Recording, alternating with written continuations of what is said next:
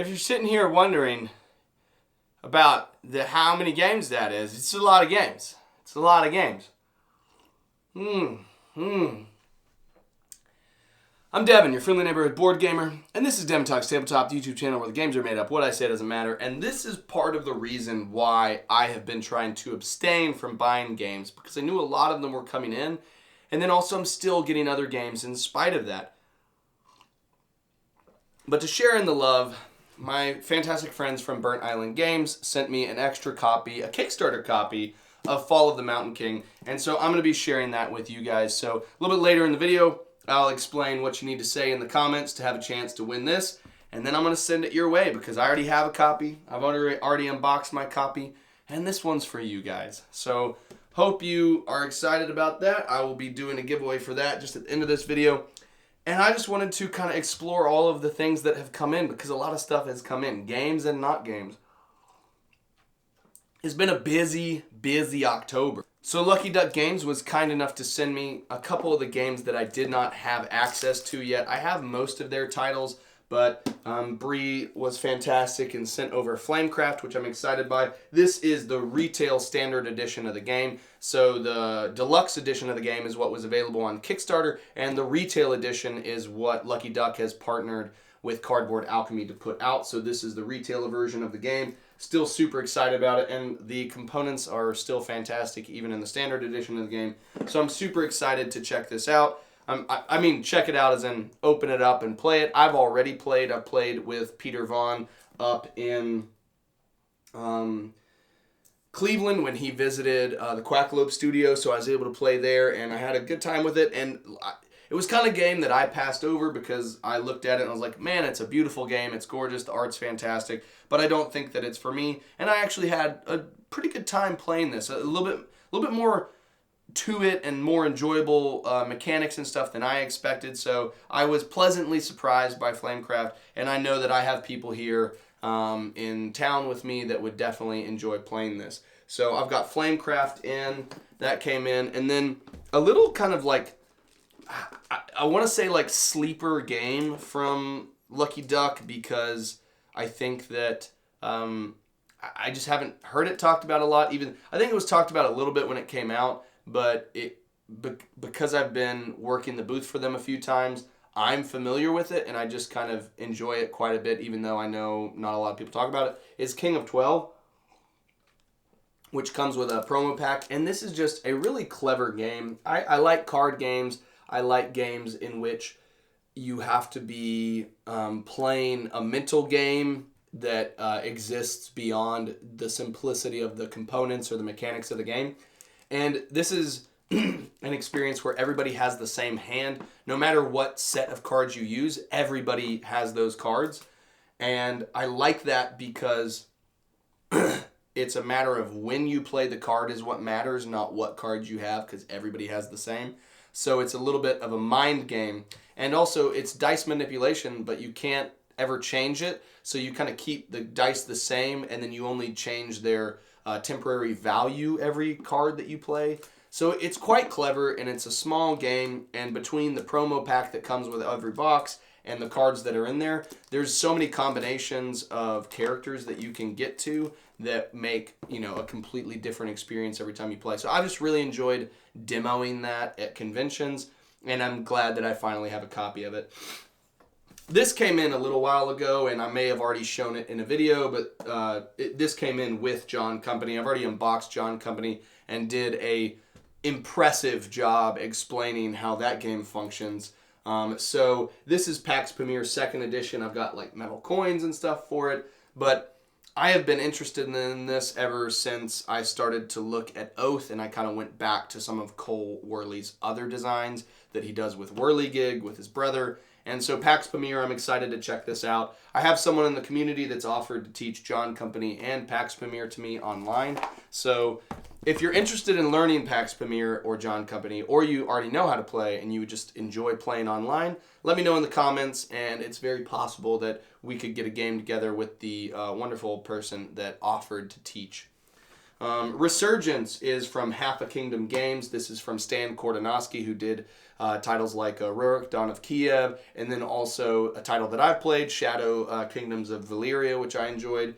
So Stan Kornowski did this. This is Resurgence. It is a Euro. No one really knows what triggered the one-day war between the superpowers. A single day is all it took to end the before world. After the governments collapsed, leaderless groups of survivors huddled in the ruins of once great cities. The climate is brutal, the resources are scarce, and mutant tribes are roaming the wastelands. The world desperately needs a hero to rally the people and lift them out of the rubble.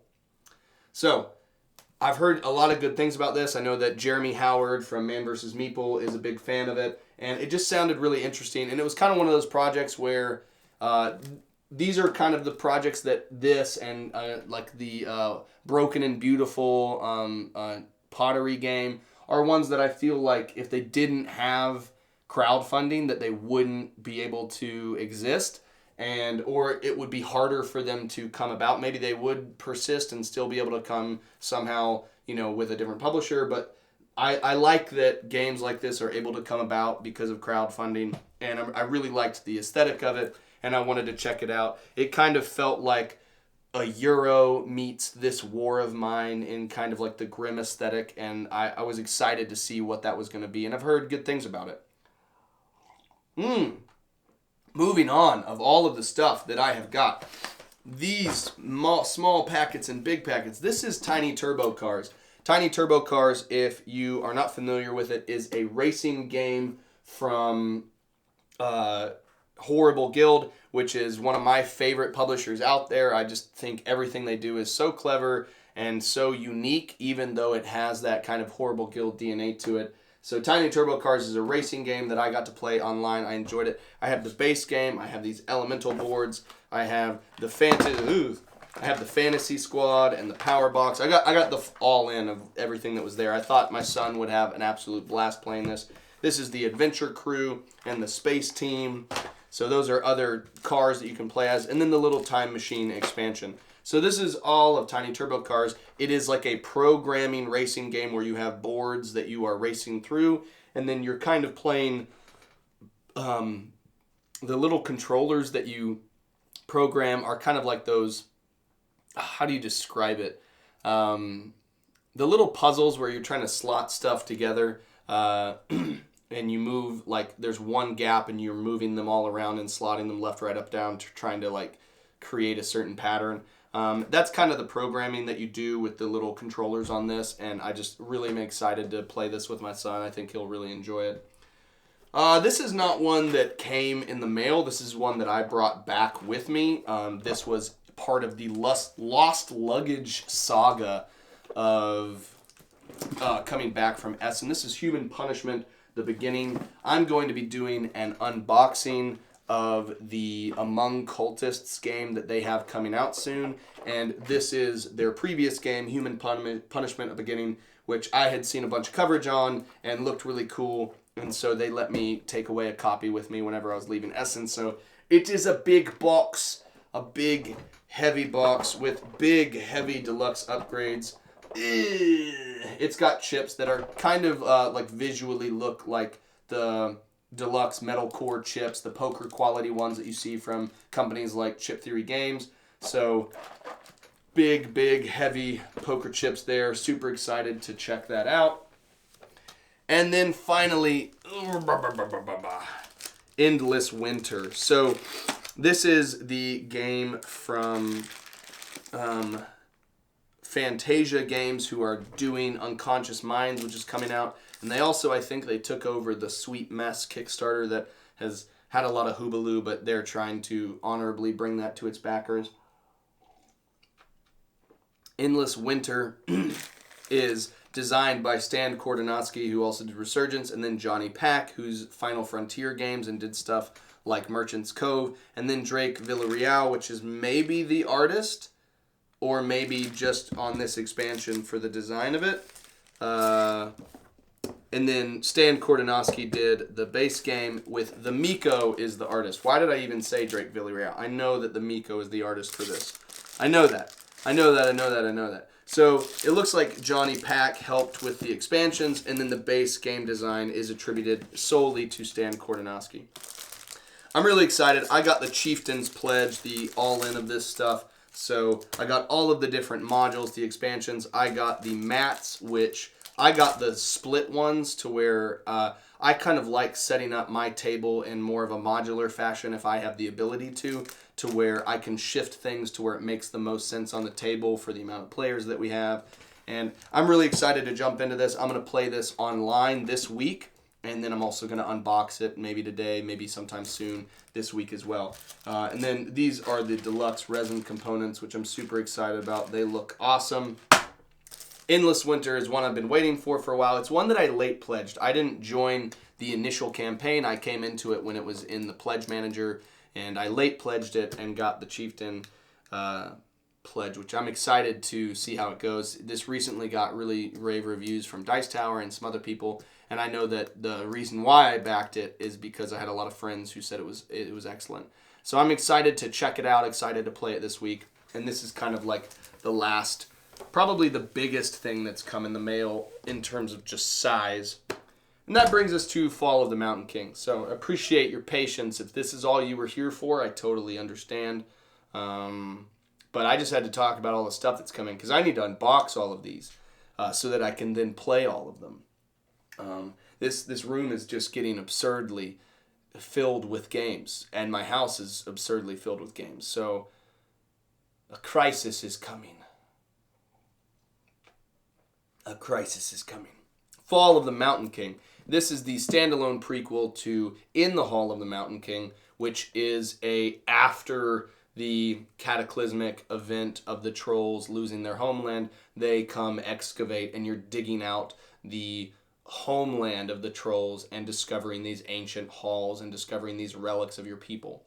And so it's after the disaster. And this is right as the disaster is happening. Fall of the Mountain King is where you are these troll factions and you are using these heroes, these champions, to go about and try to protect as much of your people as you can and resist for as well as you can against the gnome invasion. So, like, because of In the Hall of the Mountain King, like, you know that you're going to fail. This is much more about how honorably can you defend your homeland and how sizably can you kind of control the influence of the overall troll people in the mountain. So which clans are you gaining reputation with and honor with that is going to outsize your opponents and kind of be more legendary than them in this pivotal time in their history. It's an area control game, but it's also an action selection puzzle that you have your action selection tableau and you kind of layer cards on top of each other and then select, and the more icons that are chained together that are the same adjacently are able to give you an increased strength in terms of the size of that action that you're able to complete. So the action selection is really cool. The area control is really nifty. But this is a extra Kickstarter copy. It's Kickstarter because it's got all of the green stuff in it, which is the Kickstarter exclusives, and it's got that K right there. So if you want this Fall of the Mountain King copy, then what I recommend is that you say this. All right, I have figured it out. I'm going to deviate from my norm, and instead of doing a lyrical joke, I thought I would do like an English literature or writing joke, which I appreciate. When I was in school, you had to write these like 5-paragraph essays, which were miserable to write. And in doing so, you had to set yourself up with your thesis, which was your argument for like why you think what you do in the course of the essay. So I want all of you to come up with your own reasons for why you think you should own Fall of the Mountain King in a single, like, really robust sentence. So your sentence has to say Fall of the Mountain King in it, because Fall of the Mountain King is the thing I'll be searching for when I search through the comments. But I essentially want you to say something along the lines of, like, I want Fall of the Mountain King because, and then be as ludicrous, as intellectual, as academic, as goofy, as erudite, as moronic as you want to be. But I want you to create a thesis sentence for why you need to be the one to win Fall of the Mountain King, and I'll use that to determine who's going to win. Because that makes sense to me, and it just makes sense. It just makes sense to me that is what should happen. That's what's going to happen. If you want to win this game, you have to comment with your thesis sentence for why you deserve Fall of the Mountain King. And I'm really looking for some creative options here. Really looking for some creative options. All right, appreciate you guys. Thanks for being here. You're all awesome. This game's up for grabs. Good luck to all of you. Hope one of you enjoy the winnings. And I need to unbox all of this stuff so that it's not just haunting me with its shrink wrap. Because I have nightmares of shrink wrap at night. All right, see you guys next time.